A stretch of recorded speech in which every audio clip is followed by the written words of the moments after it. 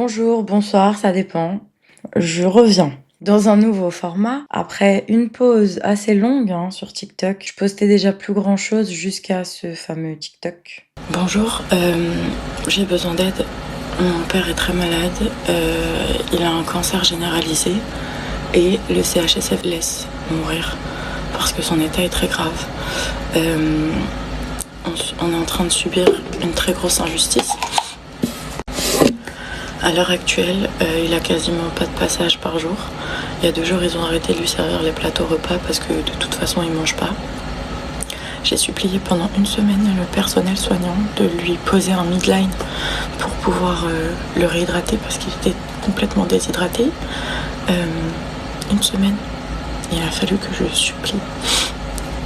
J'ai besoin d'aide, je veux le sortir d'ici, par pitié. Aidez-moi à sauver mon papa. Cette vidéo, elle sera en 2 parties parce que malheureusement, c'est une histoire assez triste, mêlée à beaucoup d'injustices. C'est aussi pour ça que j'ai envie de parler.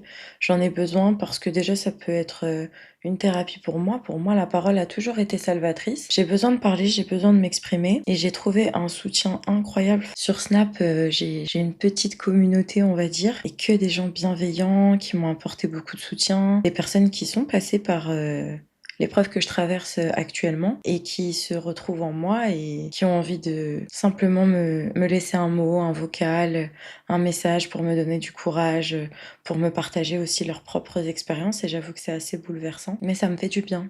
Parce que effectivement, je me sens très très seule. Avec le décès de mon père, malheureusement, il y a eu énormément de personnes qui ont quitté ma vie. C'est comme s'il y avait eu un gros tri, une séparation nette entre ma vie d'avant et ma vie d'aujourd'hui. Avant et sans papa. On reprend l'histoire dès le début. Famille assez commune. J'ai grandi avec mes 2 parents et ma grande sœur. Mes parents étaient mariés. Bon, ça se passait pas forcément bien entre eux, même voire pas du tout. Mon père, il était assez méchant. Des souvenirs que j'ai quand j'étais petite, je le voyais vraiment comme un méchant. C'est vraiment de cette façon-là que je le voyais. Moi, j'étais collée à ma mère. J'étais vraiment la fille à sa maman. J'ai dormi avec elle jusqu'à très tard. J'avais beaucoup de mal à me détacher de ma mère. Et puis petit à petit, j'ai grandi et il y a eu des conflits entre nous parce que ma période d'adolescence, elle a été très difficile. Ouais, elle a été super compliquée. J'avais beaucoup de mal à me confier à ma mère. J'avais pas l'impression de pouvoir avoir ce genre de relation avec elle. Tout était très tabou en fait. Ouais, tout était hyper tabou, donc ouais, je me sentais pas forcément à l'aise. Et mon père, lui, travaillait tout le temps. Déjà, j'ai vécu d'une manière assez bizarre. De mes 0, peut-être, je sais pas, à mes 7-8 ans, je crois, on vivait chez mon grand-père du lundi au vendredi. Et du vendredi soir au dimanche soir, on rentrait chez nous. Parce qu'en fait, on avait une maison avec mon père. Donc mon père vivait seul toute la semaine. On se rejoignait le week-end. Donc ça a été comme ça pendant des années. J'avoue que je comprenais pas trop. On avait, ma sœur et moi, chacune notre chambre. On avait une super grande maison, mais on passait la semaine, on dormait par terre, je me souviens, dans une chambre à 5. Alors c'était cool, franchement, je remercie les personnes qui m'ont élevée, qui m'ont fait grandir parce que j'étais qu'une enfant, donc ils ont fait de leur mieux. Mais dans tous les cas, je suis reconnaissante. Cette vidéo, elle a pas pour but de régler des comptes ou autre.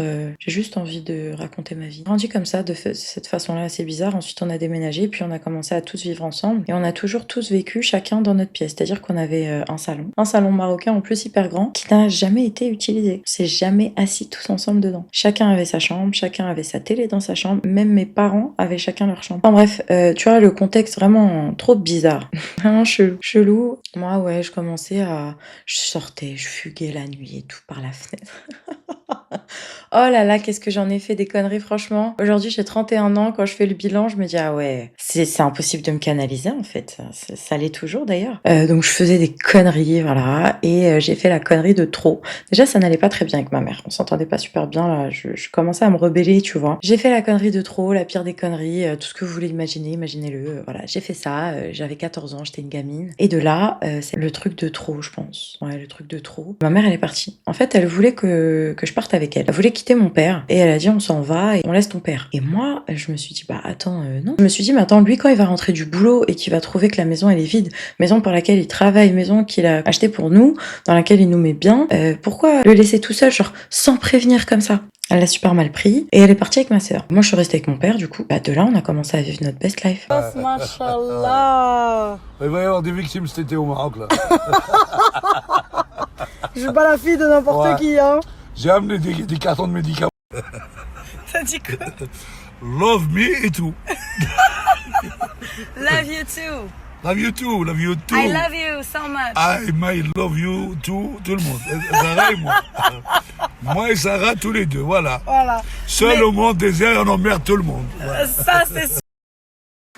Remontre. Parce que tu sais que tu m'envoies 100 000 vidéos sur WhatsApp. On était trop bien, genre lui me disait elle me cassait trop les couilles et tout. Pardon, je sais pas si j'ai le droit de dire ça. Bon après, on pourra pas me retirer ma franchise ni ma façon de parler parce que de toute façon je ne sais pas faire autrement. Je pense que j'étais déjà dans le déni à ce moment-là et puis moi, ma mère elle m'interdisait tout, elle m'interdisait de sortir, elle m'interdisait tout. Mon père il me disait jamais rien, donc forcément le choix il était vite fait. Quand t'es ado, t'as envie de faire ce que tu veux. Mon père il me disait oui à tout. Voilà, simple, rapide et efficace. En gros, ce qui s'est passé c'est que après, voilà, ça a duré comme ça pendant des années. Je vais simplifier, je vais raccourcir un peu. Moi, j'ai grandi avec mon père, j'ai été très proche de mon père. On a développé, lui et moi, une relation tellement fusionnelle. Pourtant, il est très difficile à vivre, mon père. Franchement, mon père, c'est pas évident, je veux dire la vérité. Mais, qu'est-ce qu'il m'aimait? Est-ce que tu sais que moi je t'aime? Oh, mais moi, je t'aime encore plus. Oh ben voilà. Voilà. J'ai dit que je regarde pas dedans. Il y aura jamais un être humain qui m'aimera plus que lui. Je peux pas. Là, maintenant, il est parti, ça ne m'arrivera plus. Parce que la façon dont mon père m'aimait, en fait, c'était ce qui me permettait de vivre ma vie sereinement. J'ai vécu avec mon père jusqu'à mes 20 ans. Après, moi, j'ai pris mon premier appart dans le sud et tout. J'ai fait, franchement, ma vie, vie d'aloca, j'ai fait tout ce que je voulais. Voilà. J'ai voyagé, j'ai fait toutes les conneries. Tout, j'ai tout fait. Mon père et moi, on a continué cette relation si forte qui nous a unis tout le temps. Il avait beaucoup de peine pour moi. Il disait que ma vie, elle était pas facile parce que j'avais pas de mère. Voilà, il disait des choses comme ça. C'est quoi, elle a la haine, cette femme-là? Je te jure, elle a la haine. Tu te rends compte, sa fille, elle sait pas pour cigarette? Et donc, c'est aussi pour ça qu'il me disait rien, qu'il m'autorisait tout parce qu'il disait que je l'avais choisi, que j'avais décidé de rester avec lui et que pour ça, je méritais tout. Des années très heureuses où on a rigolé, où on a passé des moments formidables, franchement. Papa, Oui. c'est quoi? C'est un flacon de gel hydroalcoolique pour les stars. Pour les stars. Voilà. Donc tu m'as offert ça. C'est la failli te casser ta porte. Joyeux anniversaire. Oh, merci, ma chérie, ça va, mon poussin. Distance. Distance. Oh là là. J'ai vécu une relation avec mon père, mais que je souhaite à tout le monde. Je vous souhaite à tous un père comme le mien. La session larmes commence. Et est arrivée l'année 2020. On a eu, comme vous le savez, le Covid et tout. Je vais le placer quand même parce que j'ai besoin de le dire. Mon père a été vacciné 3 fois. J'irai pas plus loin que ça. Et juste après la dernière injection, il a commencé à avoir des soucis de santé. Mon père, il fumait énormément. Il fumait comme un pompier. D'ailleurs, j'ai hérité ça de lui. Franchement, merci papa. Il avait sa voix qui déraillait, on va dire. C'est sans espoir. Sans espoir. J'ai étonné, sans espoir. Finalement, c'était un papillome. Donc, il a eu un papillome sur la corde vocale. Ça a duré pendant 5 ans, jusqu'au 11 février 2025. J'oublierai jamais ce jour. On est rentré dans le bureau donc du médecin qui suivait mon père depuis toutes ces années et elle nous a dit alors aujourd'hui, c'est un cancer. Moi, ma vie, le ciel m'est tombé sur la tête. En gros, pour soigner ce cancer-là, ce qui était prévu, c'était déjà une trachéostomie, le trou dans la gorge pour respirer parce que le cancer commençait à prendre toute la place dans sa gorge et l'air ne passait plus. Donc, il fallait lui faire une trachéo d'urgence et après une laryngectomie totale. Donc en gros il a été ouvert d'une oreille à l'autre, on lui a ouvert le cou, on lui a retiré le larynx et on a refermé. Le 11 février on apprend qu'il a un cancer, ça n'allait vraiment pas, il avait beaucoup de mal à respirer. Il était chez lui, il voulait pas, il me disait je préfère mourir qu'avoir le trou dans la gorge. Il voulait pas de ce truc là pour vivre. Voilà, il en voulait pas du tout. Sauf que moi, je lui ai dit que malheureusement, il avait un enfant et donc il n'était pas le seul à décider parce que dans ces cas-là, il faut pas faire d'enfant. Si t'es prêt à mourir alors que tu peux vivre simplement avec un handicap, je comprends, hein, je minimise pas du tout. La trachéostomie, je l'ai vécu, j'ai appris à vivre avec, à faire tous les soins de trachéostomie qu'il fallait faire. En gros, je te montre, c'est comme ça. Ça, c'est la canule. Ça se met là, j'ai mis du lubrifiant dessus pour que ça glisse parce que sinon ça glisse pas. Et ça c'est le nez. Tu vois, il y a des petits poils à l'intérieur, ça fait comme les poils du nez. Hop, du coup je mets le nez sur la canule. Et là je vais la remettre, j'ai été la nettoyer, je vais la remettre à mon père, je vais te montrer. Je vais pas te montrer un truc dégueulasse, t'inquiète. On remet la canule papa? On remet la canule? Bah oui, on la remet. Hop. Attention. Hein? Si, Si, c'est la peine. Si, c'est mieux. C'est mieux comme ça. Voilà. Je sais à quel point c'est contraignant. J'ai vu à quel point il s'est senti handicapé par ça. Ce qui s'est passé, c'est qu'il a préféré mourir. Donc il est resté à la maison, il voulait rien savoir. Moi, pendant 3 jours, j'étais dans tous mes états parce que j'ai été vraiment tiraillée entre le fait de devoir lui imposer de vivre avec ça ou de devoir simplement accepter son choix qu'il veuille se laisser mourir. Comme il avait dit non au médecin quand il lui a appris qu'il avait un cancer, il lui a dit non, je ne veux pas de trachéostomie. Non, je veux pas être opérée du cancer, je préfère mourir. Bah, elle est obligée de respecter son choix. Donc, j'étais dans une situation assez compliquée. J'ai appelé ses amis, 2 amis à lui, qui sont venus, notamment un qui a eu un cancer, plusieurs même, et qui a guéri et qui est remis aujourd'hui et qui vit très bien. Et ils ont réussi à le convaincre. Donc, le 14 février 2025, on a emmené mon père à l'hôpital. Ils l'ont emmené, ils l'ont laissé là-bas. Moi, je suis allée le voir le soir, il m'a dit viens, on se tire. Il m'a dit viens, on se tire et tout. Alors qu'il n'arrivait plus à respirer, il lui avait mis de l'oxygène, etc. Et finalement, mon père, c'était quelqu'un d'assez difficile. Il voulait pas se laisser soigner. Il a arraché tous les câbles. Le problème, c'est que il a fait un arrêt respiratoire. Et le lendemain, à l'heure où je suis venue le voir, j'ai trouvé sa chambre vide. Il n'y avait plus de papa. Déjà, ça, c'est quelque chose qui m'arrivait trop souvent à l'hôpital parce qu'il changeait tout le temps de service. Et c'est un choc que j'ai vécu à plusieurs reprises parce que quand t'arrives et que la chambre elle est vide, le lit refait, il n'y a plus ses affaires, ça fait flipper. Donc j'arrive, il n'y a plus personne. Où est-ce qu'il est? Ah bah il est en réanimation. Il a arraché tous les câbles. Il a fait un arrêt respiratoire. Il est en réanimation. Moi je me suis dit ok tranquille, c'est où la réanimation? Donc je vais en réanimation et elle m'a rien dit d'autre l'infirmière. Donc j'arrive en réa, un endroit spécial, il faut sonner, il faut donner son nom, il faut passer dans un sas, ensuite un couloir. C'est pas comme une chambre classique d'hôpital. Donc je vais en réanimation et là l'infirmière elle me dit vous êtes au courant? Et je lui dis au courant de quoi? Elle me dit on vous a rien dit? J'ai dit mais me dire quoi? Elle me dit d'accord, patientez ici, le médecin il va vous voir. Alors ça pareil, c'est devenu une phobie parce que maintenant à chaque fois que le médecin il veut me voir, je sais qu'il y a quelque chose qui va mal se passer. Le médecin vient me voir et m'explique que mon père a fait un arrêt respiratoire et qu'ils ont dû lui faire la trachéo en urgence. Donc là, il s'est fait trachéotomiser et il ne le sait pas. Parce que il est endormi, il venait de sortir du bloc. Il y a 30 minutes, il sortait du bloc. C'est pas une opération qui dure hyper longtemps. Mais sauf qu'il a fait un arrêt respiratoire, donc il a perdu connaissance. Et il s'est toujours pas réveillé puisqu'ils l'ont emmené au bloc, ils l'ont trachéotomisé et ils l'ont ramené en réanimation, il n'est pas encore réveillé. Donc là, je suis en train de comprendre que il le sait pas encore. Il n'était pas d'accord pour l'opération, mais en gros, le médecin, il n'a pas le droit de le laisser mourir. Donc ils lui ont fait d'urgence le choc. Je rentre dans la salle et j'oublierai jamais. Oh, j'oublierai jamais ces images. De toute façon, je suis traumatisée. Je suis traumatisée. J'ai des images qui ne me quittent pas. Alors là, c'est super. Il a le droit de manger des morceaux.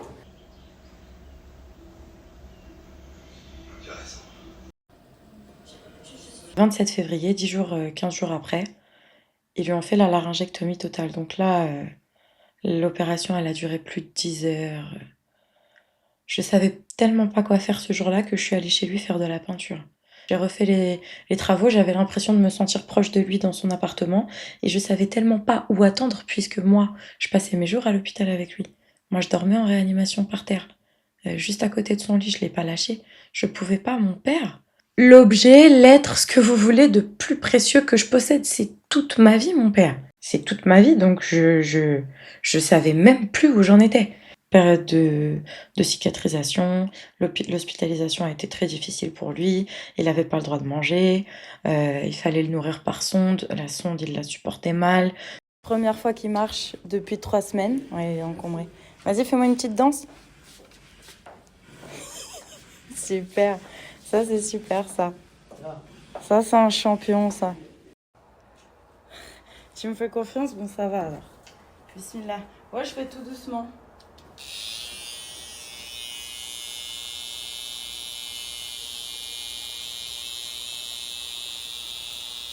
Donc ça a été vraiment un moment assez compliqué.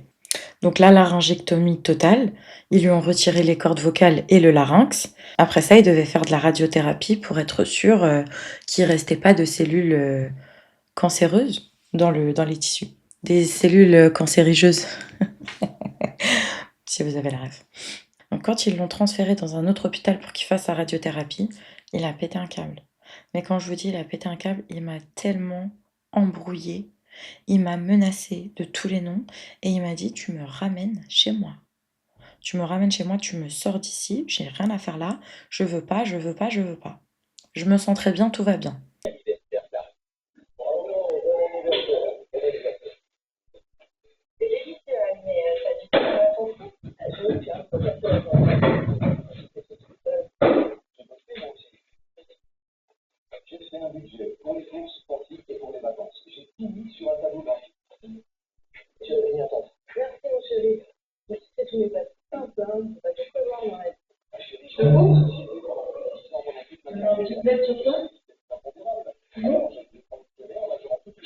Bon, faut savoir que mon père, je vais vous faire un petit topo. Un homme. Voilà, j'aurais peut-être pas grand-chose à dire sur lui à part que c'est un homme, que tu lui enlèveras pas ce qui fait de lui un homme. Tu vas pas le commander, tu vas pas lui dire ce qu'il a à faire, ça n'existe pas. D'accord? Ça n'existe pas avec mon père. Mon père, c'était quelqu'un de dur. Mon père, c'était quelqu'un d'extrêmement généreux aussi, de gentil. Un amour, mais en fait, c'était vraiment les deux. Il était vraiment ambivalent. Il y a les deux. Ça dépend. Tu peux tomber sur lui dans le bon, tu peux tomber sur lui dans le mauvais. Mais il était très dur. Ouais, dur à soigner, dur à vivre. Mon père, il me disait, on fait ça, bah on faisait ça. Et je discutais pas avec mon père. Je lui disais pas, mais non, et tout. J'ai essayé une nuit. Une nuit, j'ai essayé de lui dire, papa, allez, s'il te plaît, reste et tout. Attends, t'as eu un cancer et tout. Il m'a tellement harcelé. Il m'a tellement harcelé au téléphone que le lendemain matin, j'y suis allée. Il a signé une décharge et il est sorti. Je l'ai ramené chez lui et là, il a décidé que, il était plus malade, qu'il avait plus besoin de médicaments alors qu'on lui avait retiré la thyroïde. Il avait, une liste de médicaments interminable et il a décidé d'en prendre aucun. Voilà. On lui a retiré aussi, la glande, de je ne sais quoi qui produit du calcium, donc il devait être supplémenté en calcium. Impossible, il voulait rien savoir, donc il m'a dit: «Je veux plus rien, tu me laisses tranquille, tu me donnes pas de médicaments, rien, je veux juste être chez moi». Moi, encore une fois, en fait, dans cette histoire, j'ai beaucoup été victime de mon état de petite fille, de fille à papa, parce que je l'écoutais alors que, bah, des fois, il avait pas raison. Il avait pas raison, il fallait que je le force, à se soigner. Il est arrivé ce qui devait arriver. Il est devenu fou. En fait, le manque de calcium, ça peut provoquer de la folie. Bah, on n'a pas tergiversé, hein, retour à l'hôpital. Donc là, ça a été réanimation de suite. Il est passé aux soins intensifs parce que du coup, sa calcémie était beaucoup trop basse. Elle avait du mal à remonter. Donc ça a été un combat permanent, aller-retour à l'hôpital. Et lui, il supportait pas ça en plus.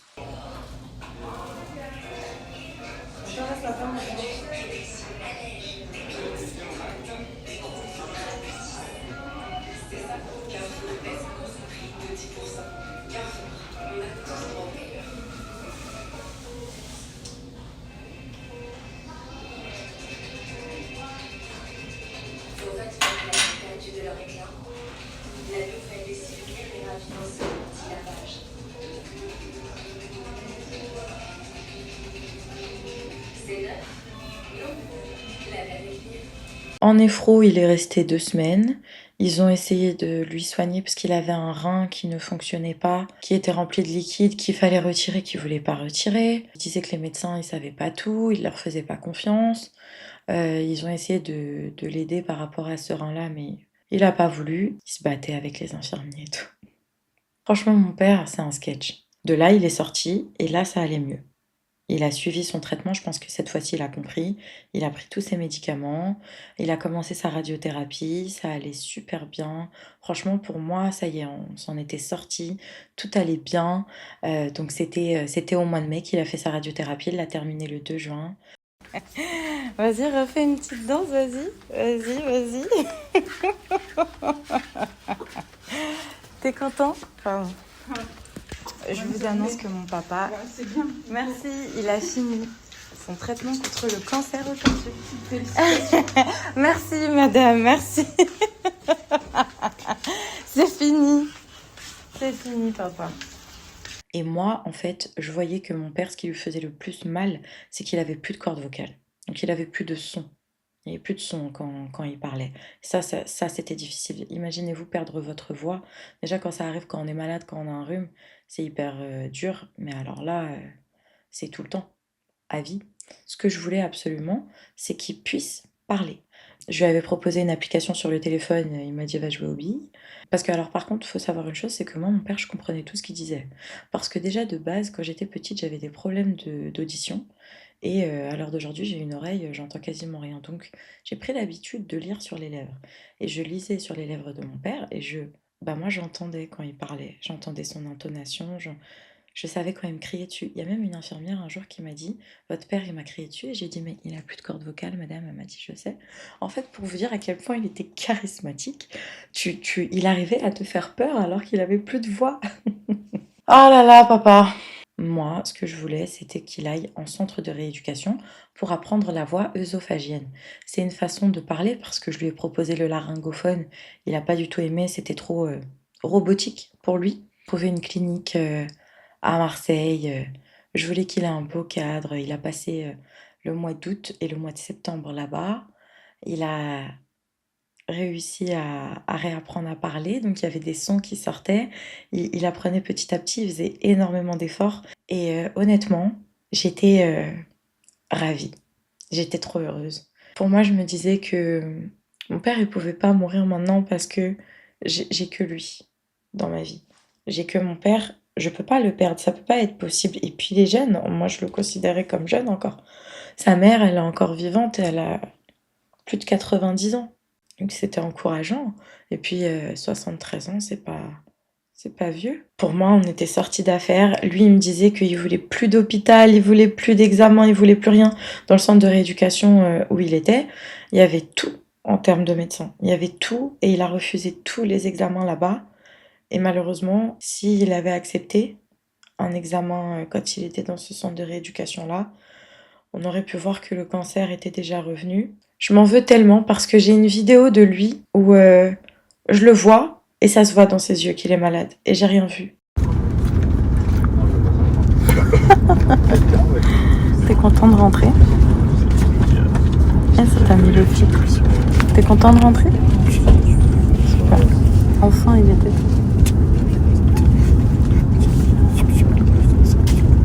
Tu t'es perdu dans cette clinique? Après, t'es devenu le plus ancien. Voilà, tu m'étonnes. Oui, mais tu voulais pas rentrer. Bah oui, t'étais bien, bah j'ai vu. Et avec le recul, je m'en suis tellement voulu. Et en fait, on est rentré à la maison. Et ce qui devait être un séjour qui allait le remettre sur pied, bah, j'ai retrouvé mon père encore pire qu'avant. C'est-à-dire qu'on est rentré un vendredi. Il a dormi du vendredi au lundi. Il a pas bougé. Moi, j'étais avec lui. Moi, j'avais arrêté de bosser. J'étais là, quoi. Donc je le surveillais dans tout. Et là, je comprenais pas. Et plus d'appétit. Et il mange plus et plus rien. Et mon père, il voulait pas aller à l'hôpital. Il voulait pas y retourner. Après tout ce qui s'était passé, il voulait pas y retourner. Et en fait, son état n'arrêtait pas de s'aggraver, en fait. Il avait de moins en moins de force, de moins en moins d'appétit. Il avait envie de rien. Son frère, mon oncle, mon tonton qui joue son rôle aujourd'hui, que Dieu le préserve. Ils venaient d'habitude, ils sortaient tous les deux ensemble et tout. Et là, il avait plus envie, donc lui, il montait et tout, alors que d'habitude, mon père, il était toujours chaud. Il était toujours chaud pour aller boire une petite bière. Moi, j'ai demandé à mon père à ce qu'on aille à l'hôpital, il m'a dit non. Et le lendemain, mon oncle, il est allé le voir et il a dit ok, ton père, il a envie d'aller à l'hôpital. Donc, ils y sont allés, moi, je les ai rejoints. Il avait une masse de 8 cm dans le poumon gauche. C'est la première chose qu'ils ont vue. Mais moi, quand j'ai entendu ça, j'ai vu que mon père, il respirait super bien. Il avait un super taux de saturation, pourtant il avait une trachéo et une masse de 8 cm dans les poumons. Donc l'autre jouait bien son rôle. Donc moi, je me suis dit, c'est ok, chimiothérapie, tout ce qu'il faut et ça va le faire. Donc il a été transféré à l'hôpital où il s'était fait opérer pour son cancer et il a été admis en pneumologie. Donc premier jour, un super médecin qui vient, qui se présente, qui nous dit qu'elle a les résultats, qu'elle va étudier le dossier, elle va tout faire pour nous donner une réponse, pour un traitement, pour savoir ce qu'il en est, etc. Et nous, on est super contents. Enfin, moi, je dis à mon père, allez, tranquille. Un deuxième cancer, c'est pas ça qui va nous tuer. Le premier, on s'en est sorti, non? Donc le deuxième, ce sera pareil. Et de là, en fait, il y a des indicateurs qui auraient dû commencer à me mettre la puce à l'oreille, mais Du jour au lendemain, elle, on l'a plus revue. On l'a vue que le premier jour. Deuxième jour, elle était plus là. Et ça n'a pas arrêté de changer de médecin. Ils se refilaient tous le bébé, en fait. Jusqu'au jour où, bah, ça faisait genre une semaine, mon père, ça avait l'air d'aller mieux et tout. Je croise le médecin dans le couloir et je lui dis: «Eh docteur, au fait, est-ce que vous avez des nouvelles pour les examens? On m'a toujours rien dit, qu'est-ce qui se passe? Vous avez du nouveau?» Et de là, il me dit: «Ah oui, bah venez avec moi». Il m'emmène dans le bureau. Et là, mais moi, j'étais encore, j'étais à milieu de m'imaginer. J'étais à milieu de m'imaginer ce qu'il allait me dire. Moi, je suis dans mon déni à ce moment-là. Et donc, il me dit, bah voilà, alors je viens de recevoir les résultats du PET scan. On les découvre ensemble. Il me dit, donc oui, il y a bien une masse dans le poumon. Et après, il me dit, et il y en a une dans l'autre poumon aussi. Et il y en a 3 dans la colonne vertébrale. Et il y en a une au-dessus de chaque rein. Et là, je lui dis: «Mais du coup, vous êtes en train de parler d'un cancer généralisé?» Il me dit: «Oui». Je lui dis: «Ah OK, d'accord», donc j'encaisse toute seule. Parce que dans tout ça, faut savoir que moi, j'ai quand même une mère qui est vivante et j'ai quand même une sœur qui est vivante. Je pose ça là, j'en dirai pas plus. Je suis toute seule dans ce bureau, il m'annonce ça et je lui dis: «OK, pas de problème et qu'est-ce qu'il faut faire?» Et il me dit: «Bah là, ça va être compliqué». J'ai dit: «OK, mais il y a moyen de faire une chimio, quoi, il y a un traitement, il y a qu'est-ce qui se passe?» Il me dit: «Ça va dépendre de l'état de votre père. Si il reste allongé toute la journée, il fait pas d'efforts, il essaye pas de s'alimenter et tout, la chimio, ça va le tuer encore plus vite, donc c'est même pas la peine de l'envisager». Donc moi, c'est ça l'information que j'ai eue. Qu'est-ce que j'ai fait?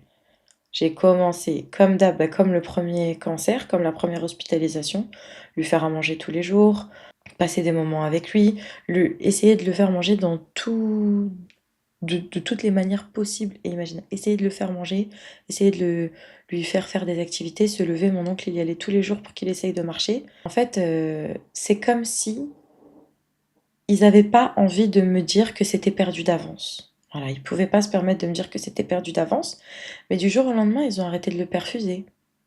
Ils ont arrêté de lui donner des médicaments. Et quand j'ai commencé à demander pourquoi, et j'ai vu que son état se dégradait, bah, du coup, il ne buvait pas, il ne mangeait pas depuis quasiment un mois déjà. Et là, il était plus perfusé, il avait plus rien. En fait, les médecins savaient déjà que sa fonction rénale, c'était trop tard. Comme il avait un rein sur 2 qui fonctionnait pas, l'autre, bah, il y avait un cancer, juste au-dessus. Du coup, sa fonction rénale était, déjà trop atteinte, impossible de le soigner. Il fallait juste attendre qu'il meure. Et quand j'ai commencé à demander pourquoi on ne le perfusait pas, ils m'ont dit: «Est-ce que vous pensez vraiment que ça sert à quelque chose?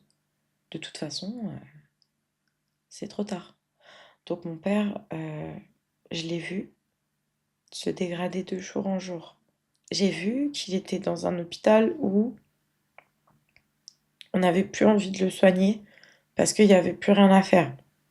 D'où le fameux TikTok quand j'ai commencé à comprendre qu'il faisait plus rien pour mon père et il nous proposait même pas les soins palliatifs. Mais moi, à ce moment-là, mon père, je fais comment pour lui dire?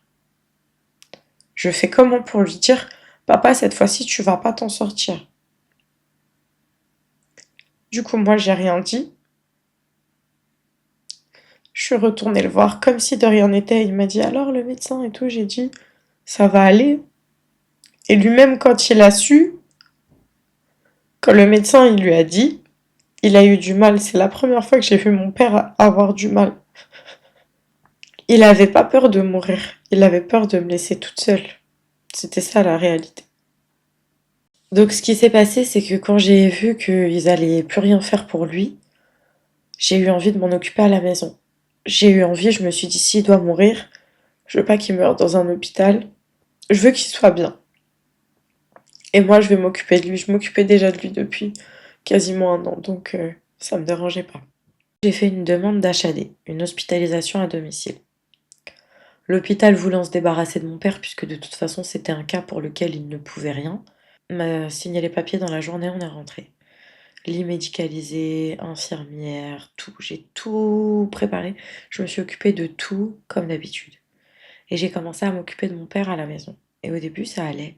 Il passait énormément de temps à dormir, mais ça allait.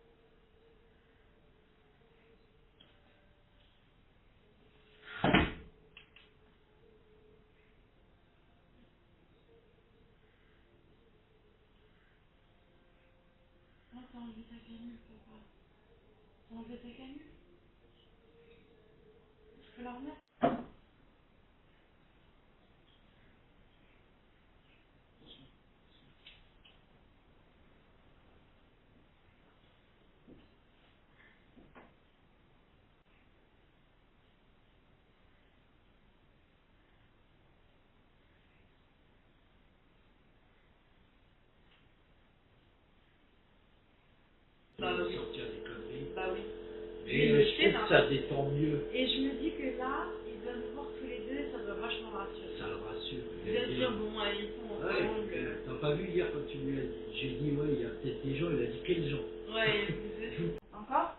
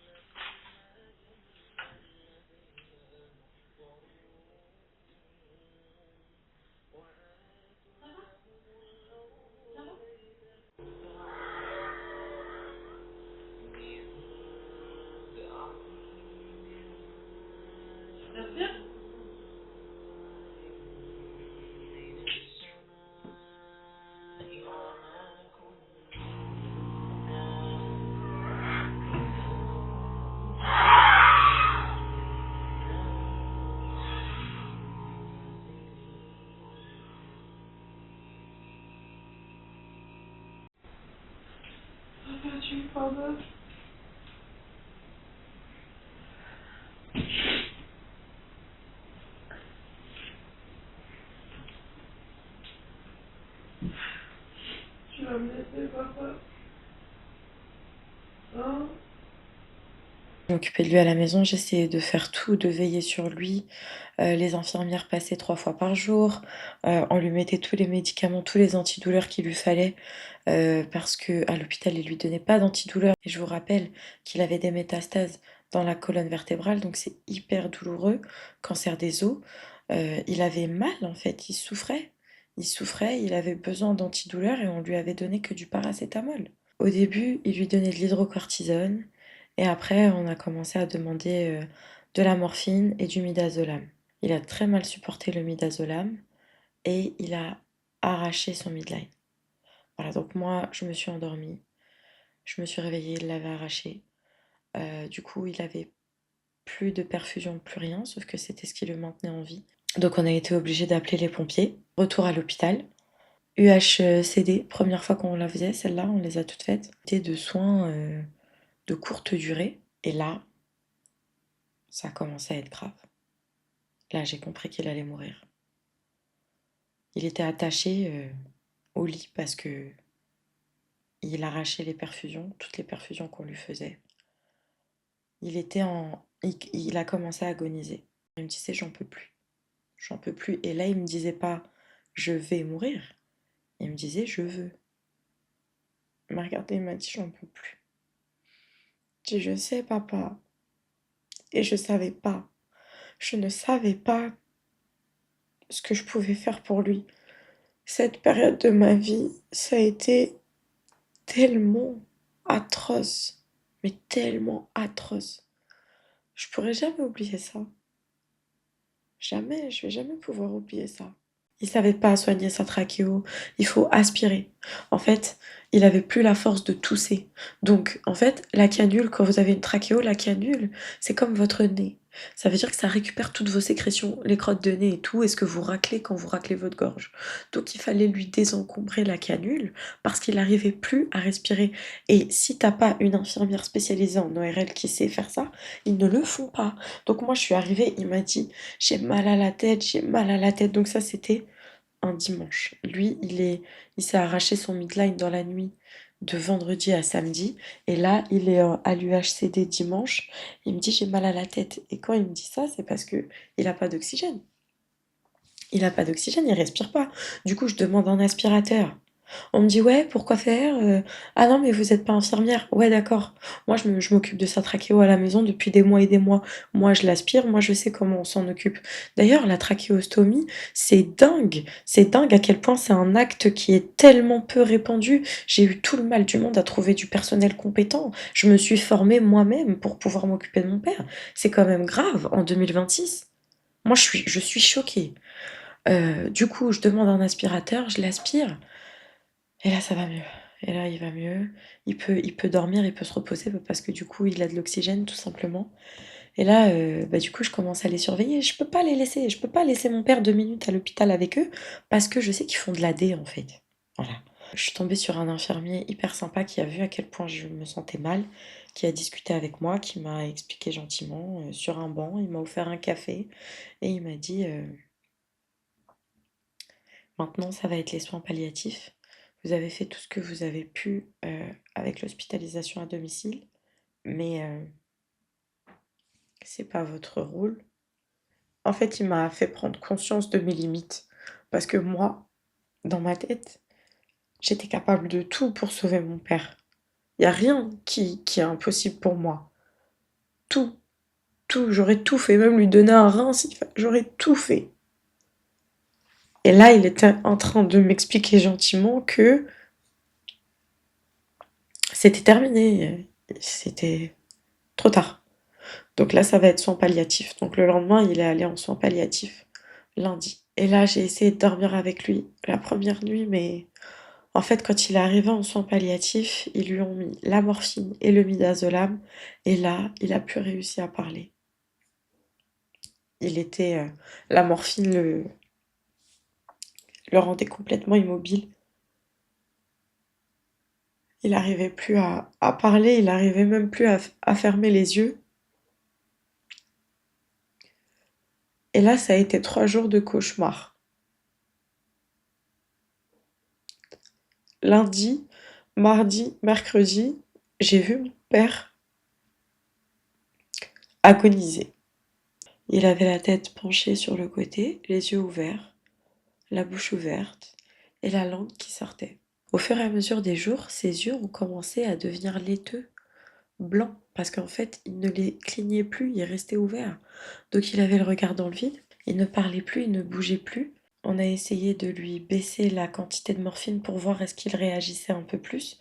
Dès que la morphine a été baissée, il a arraché encore la perfusion. Donc du coup, ils ont été obligés de lui remettre la dose. Et en fait, je passais tout mon temps avec mon père et je lui disais, papa, c'est tellement dur de te voir comme ça. C'est simple, il y avait que le torse qui se levait. Ça veut dire qu'on lui mettait de l'oxygène dans sa trachéo parce qu'il respirait plus assez. Il y avait juste ce geste qui le séparait de la mort. Pour moi, en tout cas, je lui disais, c'est trop dur de voir ça. C'est trop dur de voir ça.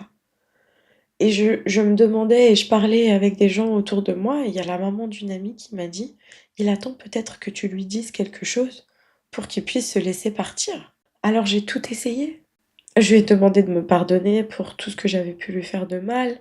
Je lui ai demandé pardon pour ma sœur parce que je me suis dit peut-être qu'il n'a pas envie de mourir parce qu'il aimerait bien revoir ma sœur avant de partir.